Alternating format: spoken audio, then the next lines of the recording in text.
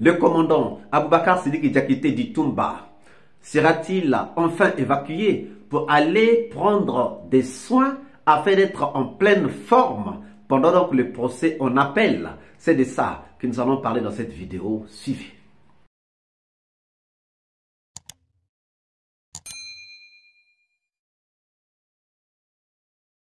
Bonjour, bonsoir, cela dépend de l'heure à laquelle vous regardez cette vidéo. Bienvenue si vous nous découvrez pour une première fois. Encore un réel plaisir pour moi de venir devant vos écrans vous exposer les analyses du Soleil d'Afrique. Chers amis, nous sommes toujours à la recherche de la vérité dans le procès ou dans le cadre des massacres du 28 septembre 2009 parce que nous n'avons pas encore eu cette vérité-là. Nous n'avons pas encore eu cette vérité. Pourquoi? Parce que la décision rendue par le tribunal de monsieur le juge Tounkara a été contestée de tous les côtés. Contestée par la défense, contestée par les parties civiles, contestée par le parquet. Même le parquet a contesté ce verdict de Tounkara et ses assesseurs. Chers amis, pour que nous puissions avoir la vérité, nous avons besoin donc des acteurs, les acteurs majeurs de ces procès ou des massacres du 28 septembre 2009.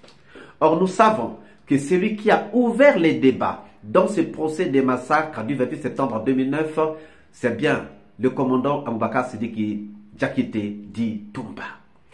Madame Asmaou Diallo, présidente de la VIPA, l'a attesté dans cette interview qu'elle a donnée à RFI. Elle a dit que Toumba a ouvert les débats. Suivez.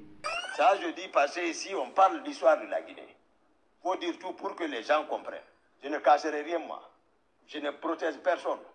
Ceux qui m'ont fait subir, je vais expliquer. Moi, Toumba. Le 24 octobre 2022, au tribunal criminel de Dixine, Aboubakar Diakité d'Itoumba, l'ancien aide de camp de Moussa Dadis Camara, raconte la journée du 28 septembre 2009. Il balance son ex-patron. C'est le matin, vers 9h, Marcel, il dit le président t'appelle. Je descends. Le président est ici, il sait. Je viens, il était dans la chambre avec ses hommes, c'est-à-dire ses proches. Si je mens sur le président, que Dieu ne me pardonne pas, moi Toumba. Le président, quand je rentrais, il disait le pouvoir est dans la rue. Il faut les mater, ils vont les regretter. Les trois m'ont demandé, lui, il n'a pas dit. L'état dans lequel il était, personne ne pouvait le contrôler. Il cherchait à s'habiller pour partir. Dès que je suis rentré, j'ai entendu ça. J'ai dit, non, vous ne sortez pas, on ne sort pas. Laissez la police et la gendarmerie. J'ai à haute voix. Ils ne m'écoutent pas. Je suis ressorti. Asmaou Diallo, de la VIPA. Toumba a déclenché les choses. Ça, il faut se dire la vérité. Et c'est à partir de son déballage que le procès s'est déroulé. Je ne peux pas dire c'est lui qui a fait, qu'il a dit toutes les vérités. Non, je ne peux pas le dire, je ne peux pas confirmer ça. Mais il a ouvert en tout cas le débat. Et ça a pu aider le tribunal pour qu'on puisse vraiment avancer. Oui, Toumba a ouvert les débats. Parce que avant la comparution de Toumba, avant l'intervention de Toumba, avant la prise de pouvoir, de prise de parole de Toumba, on n'était pas censé connaître la vraie vérité. Oui, parce qu'on était dans le flou, on était dans du mensonge. On croyait que le mensonge était vrai, alors que ce mensonge-là était complètement faux. Maintenant, puisqu'il y a des procès en appel, pourquoi? Parce que toute la décision du tribunal a été boudée. Boudée par les parties civiles, boudée par la défense, boudée même par le parquet. Parce que si le parquet interjette appel sur une partie de la décision du tribunal, cela veut dire que même le parquet n'est pas d'accord. Alors, chers amis, il reste donc une chose. Il faut que les acteurs majeurs du procès soient présents. On a récupéré Claude Pivy, ça c'est une bonne chose. Mais tenir ce procès en l'absence, le procès on appelle bien sûr en l'absence de Toumba, ne serait pas profitable pour la manifestation de la vérité. Alors, nous savons aujourd'hui que Toumba est malade. Et son état est grave parce que sa santé, son état, sa maladie, sa pathologie est arrivée à l'étape terminale. L'étape terminale, vous pouvez comprendre que si on ne fait pas vite, on aura la mort du commandant Toumba. Bien que Toumba soit soutenu par les prières des uns et des autres, et aussi par la providence divine, mes chers amis, il faut savoir que l'état de santé du commandant Toumba est très inquiétant. Mais en tout ça, il faut savoir que la pathologie de Toumba est d'origine carcérale. La pathologie dont souffre Toumba est d'origine carcérale. C'est ce qui dit bien le dossier médical du 13 octobre 2017. Selon les sources que nous avons, selon nos sources proches du dossier, la pathologie de Toumba est d'origine carcérale. Donc, ça vient de la maison centrale. Chers amis, oui. Donc, le premier rapport fait sur l'état de santé de Toumba, qui a été établi le 13 octobre 2017, dit clairement que cette pathologie est d'origine carcérale. Donc c'est en prison que Toumba a développé cette pathologie. Et le médecin avait même exigé, demandé une intervention chirurgicale. Et en ce temps-là, on ne pouvait pas faire une intervention chirurgicale de cette pathologie de Toumba parce qu'il n'y avait pas encore des gens spécialisés dans cela. Voilà pourquoi même il avait été exigé une évacuation. Maître Yomba, Maître Lassine Silla et Maître Aboubakar Silla, paix à son âme, lui qui savait mieux expliquer cette pathologie de Toumba, comme l'a dit Maître Silla pendant ses plaidoiries, en lui rendant hommage de ne pas être présent pendant qu'ils sont en train de faire des plaidoiries, alors que lui, il savait expliquer, il savait exploiter, il savait démontrer la dangerosité de cette pathologie dont souffrait Toumba. Nous n'avons plus, en ce qui concerne Toumba, d'espoir quant à la justice guinéenne à connaître de ce dossier. Elle brille par son mutisme. Toumba développe déjà, comme je vous l'ai toujours dit, une pathologie qui n'est pas du tout prise en charge par les autorités. Il est souffrant. Il souffre de quoi justement? Il souffre de la hernie de la ligne blanche qui requiert une intervention d'urgence et une expertise qu'on pourrait déceler ici. Et si elle existe, la technologie manque.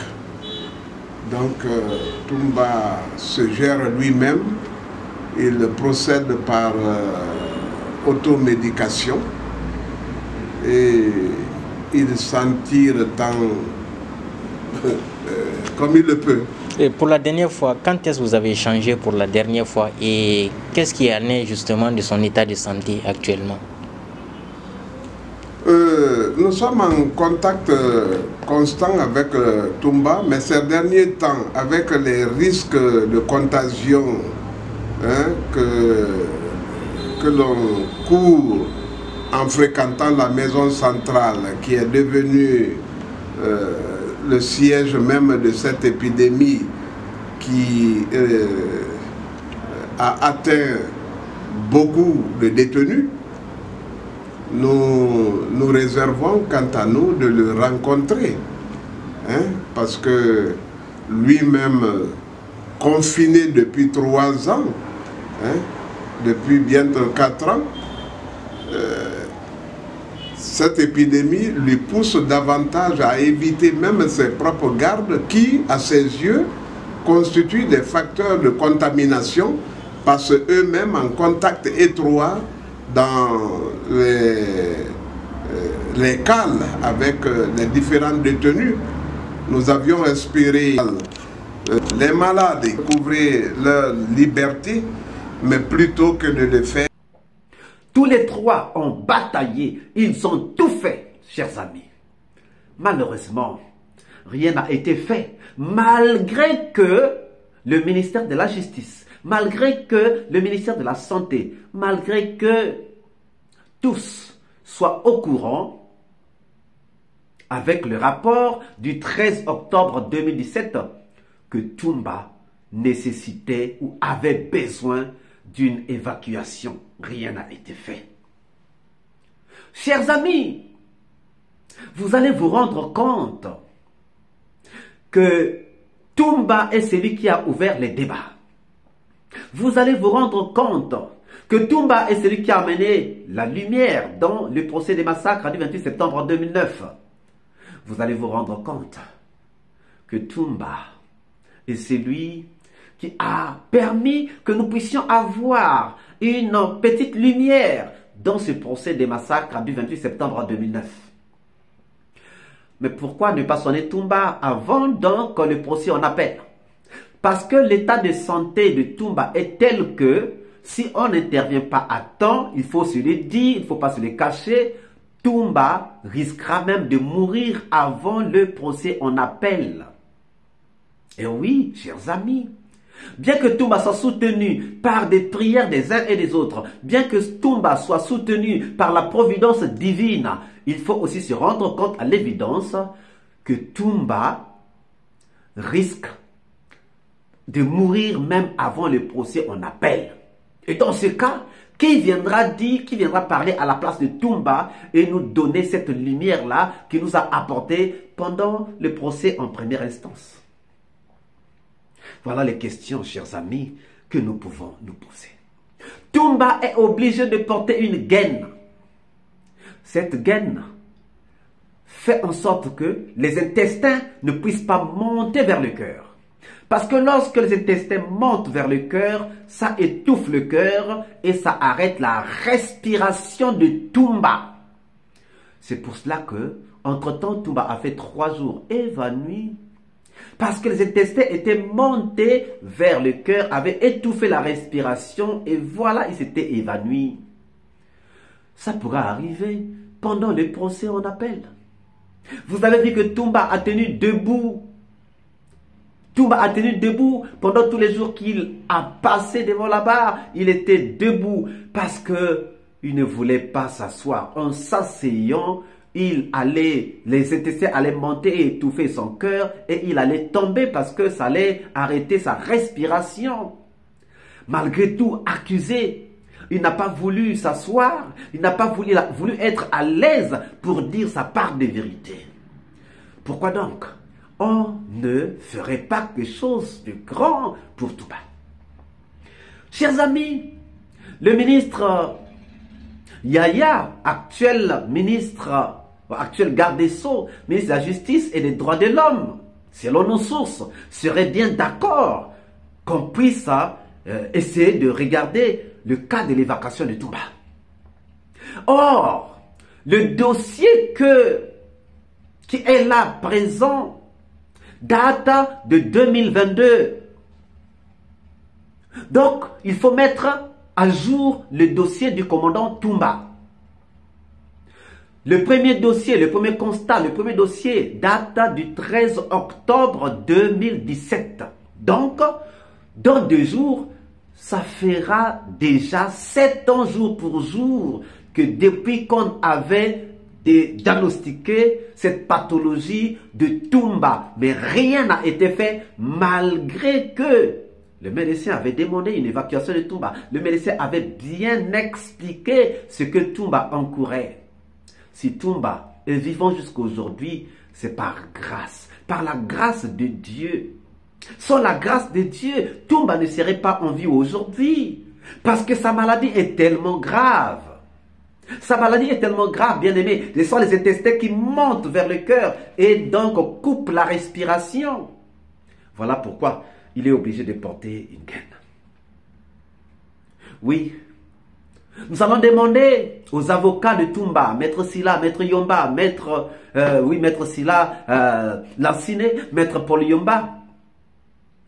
Faites le nécessaire de renouveler ce dossier de Toumba. Emmenez ce dossier de Toumba encore à la justice. Je suis sûr et certain que le ministre Yaya Karba sera d'accord qu'on puisse évacuer Toumba pour que nous puissions avoir Toumba en pleine forme pendant le procès en appel, parce que le procès n'est pas encore terminé. Nous avons recherché Pivi, nous l'avons retrouvé. Mais il ne faut pas qu'on puisse avoir Toumba comme absent. Il faut donc le soigner. Il ne faut pas qu'on puisse avoir Toumba comme mort. Il faut le soigner parce que c'est lui qui a la clé de la vérité donc sur les massacres du 28 septembre 2009. Chers amis, ne pensez-vous pas que le commandant Toumba mérite d'être soigné? C'est la question que nous vous laissons et pour laquelle nous attendons des réponses dans les commentaires. Si cette vidéo vous a plu, ne manquez pas de laisser au pouce bleu, de commenter, de partager. Et si vous n'êtes pas encore abonné, c'est le moment de vous abonner et surtout de ne pas manquer d'activer la cloche de notification afin de travailler à temps réel de toutes nos prochaines publications. Quant à moi, je vous dis à très bientôt pour une nouvelle capsule. Ciao!